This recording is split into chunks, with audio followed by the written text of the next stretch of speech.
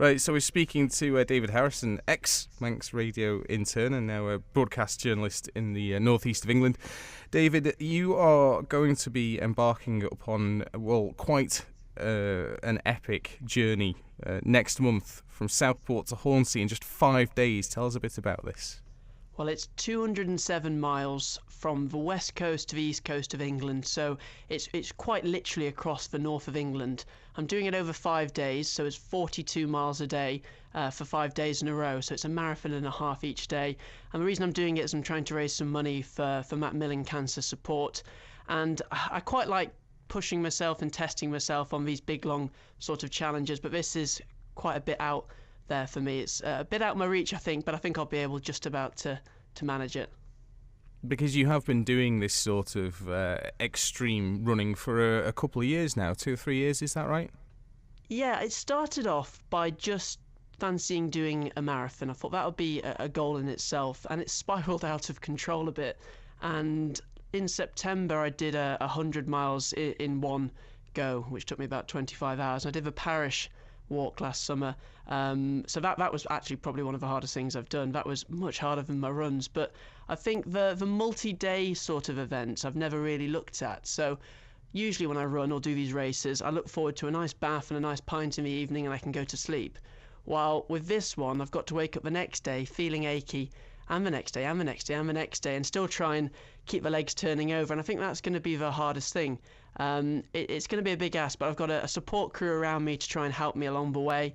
And hopefully, all being well, with the wind behind me, I hope, I'll be able to get myself right over to the East Coast and hopefully take my first steps in the North Sea after starting in the Irish Sea.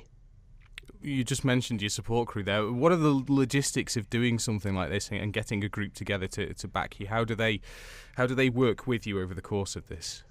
Key to it is giving me enough fuel to keep me going. So I need food at increments throughout each day, and my dad's a doctor, luckily, so he's going to be there to provide the medical assistance, and I'm sure I'll need it at points. And just a bit of morale boosting, really. When you're out there, particularly when you're on your own, usually I'd be doing a race with other people around me. This one's just my own solo journey, and it's just having people there to spur you on. And when you need a flapjack, they're there to provide it. So they're going in a car along roads near the Transpennine Trail, which I'm running. And on my last 2 days, two friends from over this way in the northeast of England, they're going to be helping me by cycling alongside me on the route with panniers on either side full of water, just to make sure that I have all the nutrition and fuel that I need to keep me going. So you're going to be running off the roads then? You're on this Transpennine route? So it starts in Southport, it goes in along canal towpaths towards Liverpool and along just under Manchester along canal towpaths. But then it goes up and over the Pennines, so right up and over one of the highest points of the Pennines, and then drops down towards Doncaster, and then again follows sort of country paths and canal towpaths up towards the Humber, along the Humber bank, and then from Hull up to Hornsey, which is a nice seaside resort on the East Yorkshire coast. So it's going to be varied terrain. It's going to be pretty hilly on day 3. That one's going to be the toughest, I think. I'm going right up and over the Pennines.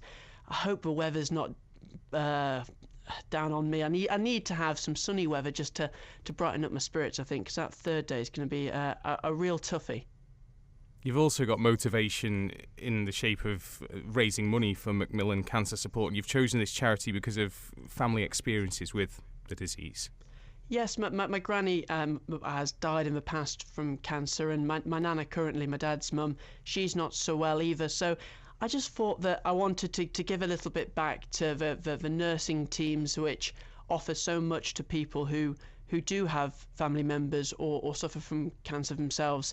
And it's a good way to put some of my strengths, my running strengths, to good use. And rather than just doing it for the pat on the back, I'm doing it to try and raise a good bit of money. I'm up to about over £1,000 at the moment. So I've done some fundraising in recent weeks over here in England.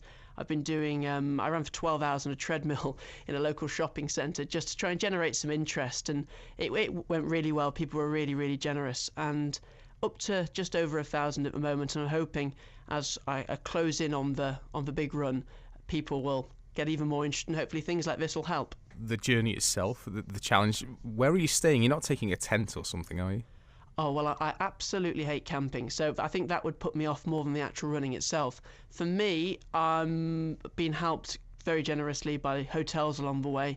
The Holiday Inn in Warrington, Holiday Inn Express has helped. So is the Holiday Inn in Doncaster, Ramada in Southport, and also the Apple Tree Cottages, which is a more family-based company in Howden. They're all helping me along the way and putting me up for a night and providing me with a bit of fuel and a bit of breakfast as well to get me on my way. And without that sort of support, it probably wouldn't be possible because I'd have to be paying for these things myself and it would end up being quite expensive. So they've helped make this possible, and hopefully I'll do my bit by running 207 miles.